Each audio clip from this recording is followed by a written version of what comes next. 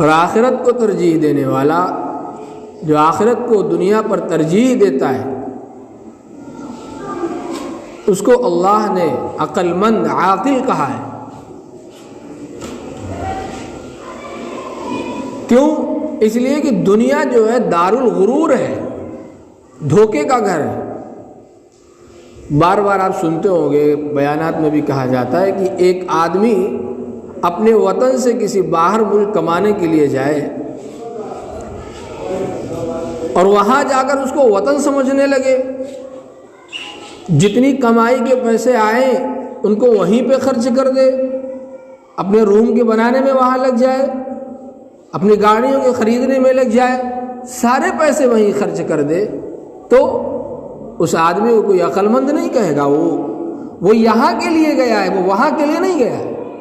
وہ گیا ہے کچھ پیسہ کما کر کے، اکٹھا کر کے اپنے گھر بار بنائے، اولاد کے لیے پرورش کا سبب بنے، اپنے گھر والوں کی پرورش کرے، والدین، بوڑھے والدین کی پرورش کرے، لیکن وہ یہاں سے جا کر کے سارے پیسے وہیں خرچ کر دے، تو ہمارا معاشرہ اس کو عقل مند کہے گا؟ کبھی عقل مند نہیں کہہ سکتے، ناسمجھ، بے عقل کہیں گے، اور نہ جانے کیسے کیسے جملے استعمال کیے جائیں گے۔ ہاں وہی آدمی ان پیسوں کو اکٹھا کر کے اگر اپنے گھر بھیجتا ہے، اپنی اولاد کی پرورش کرتا ہے، والدین کی پرورش کرتا ہے، غریبوں، یتیموں، مسکینوں کی پرورش کرتا ہے، تب آدمی یہ کہے گا کہ تو بڑا عقل مند نکلا۔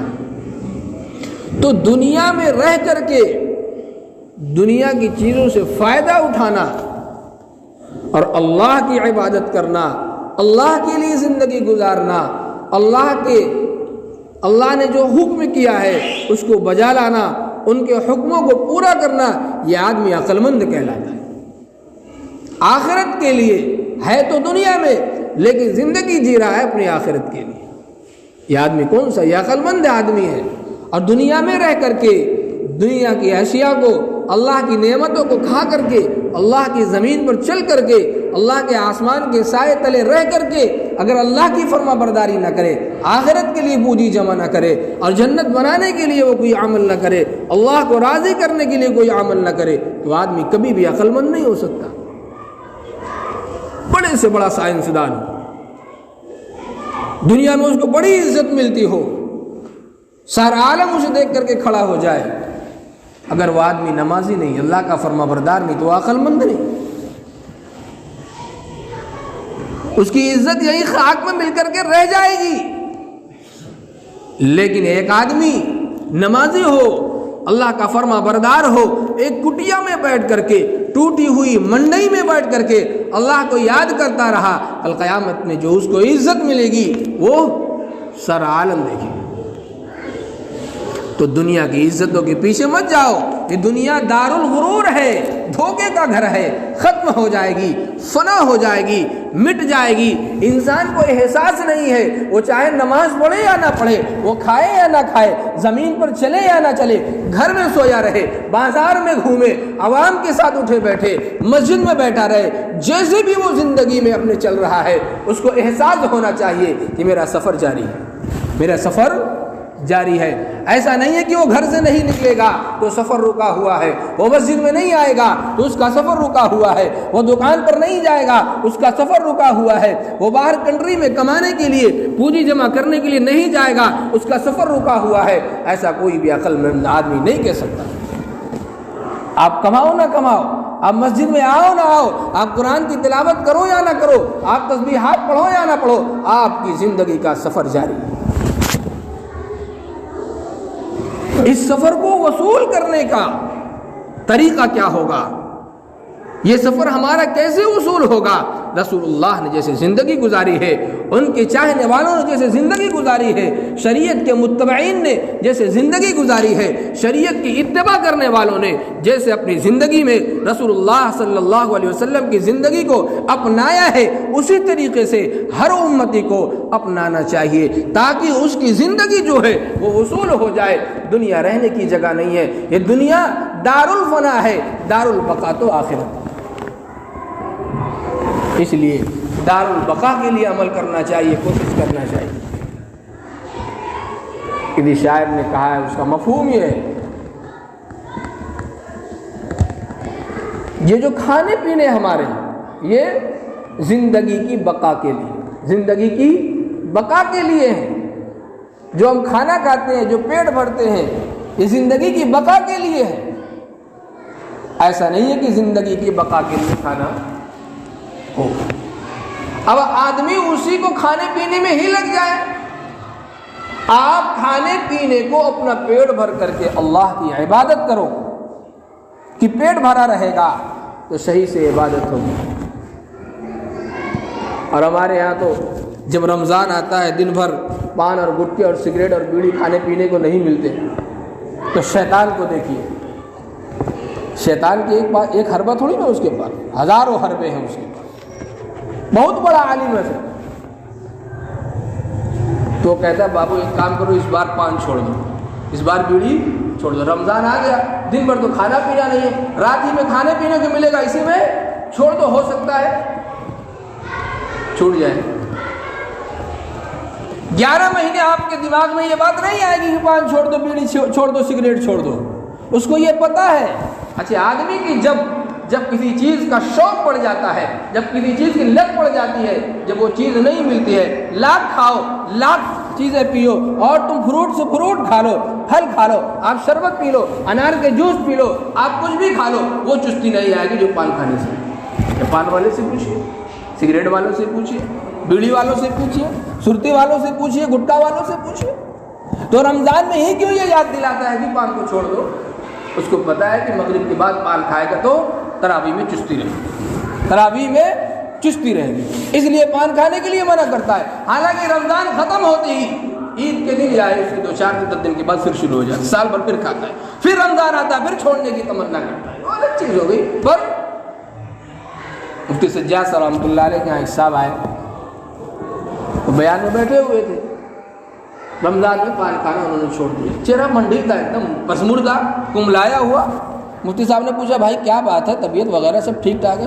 فرمایا جی حضرت سب ٹھیک ٹھاک ہے۔ فرمایا کہ تمہارے چہرے تو بڑے پسمردہ نظر آ رہے ہیں۔ کہا کہ حضرت میں نے پان چھوڑ دیا کھانا، میں نے پان چھوڑ دیا کھانا۔ اس نے کہا کہ دیکھیے شیطان بھی کتنا عقل مند ہے، رمضان میں ہی کیوں چھوڑاتا ہے؟ تو شیطان کے پاس بہت سارے حربے ہیں، آپ عبادت کریں گے تو شیطان آپ کو عبادت کے ذریعے سے آپ کو جہنم میں لے کر کے جانے کی کوشش کرے گا۔ آپ اگر وہ یہ جانے کہ آپ عبادت نہیں کریں گے تو آپ کی عبادت چھڑوا کر کے آپ کو جہنم میں لے جانے کی کوشش کرے گا۔ اللہ تعالیٰ سے اس نے کہا تھا کہ میں آپ کے بندوں کو جہنم میں لے جا کر کے رہوں گا، پوری کوشش کروں گا، اسی کی وجہ سے میں راج درگاہ ہوا ہوں، میں دربار سے بھگایا گیا ہوں، میں ملعون ہوا ہوں۔ تو میری پوری کوشش ہوگی، میری پوری ٹیم جو ہوگی اس بات کی کوشش کرے گی کہ آپ کے بندوں کو راہ سے بھٹکا کر کے جہنم کی کھائی میں گرانا ہے۔ اللہ تعالیٰ نے فرمایا کہ جا تیری چھوٹ ہے، جا تیری چھوٹ ہے۔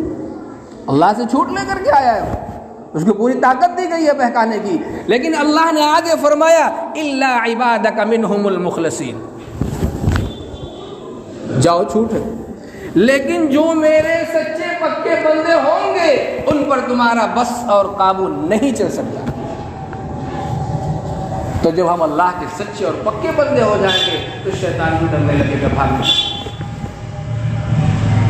میں ایک فارمولہ بتایا تھا، آپ حضرات کو پتہ نہیں دماغ میں ہے بھی نہیں۔ پتہ چلا مغرب کی نماز پڑھنے کا آپ کا جی نہیں چاہتا تو آپ کیا کریں گے؟ چھوڑ دیں گے تو چھوڑ ہی دیں گے، کون سا بڑا کمال کر لیے؟ ہزاروں لوگ ہیں جو نماز چھوڑ کر کے گھومتے ہیں، کفار اور مشرکین کی پوری جماعت ہے جو نماز میں نہیں آتی، اور بعض قسم کے لوگ جو مسجدوں سے یوں ہی دور بھاگتے رہتے ہیں، اور دنیا تو اسی طاقت میں لگی ہوئی ہے کہ آپ کو مسجد سے دور کر دے، اور تم ایک نماز نہیں پڑھے تو کون سا کمال کر لیے؟ اگر آپ نے نماز پڑھ لیا تو آپ نے اپنے لیے کمال کیا۔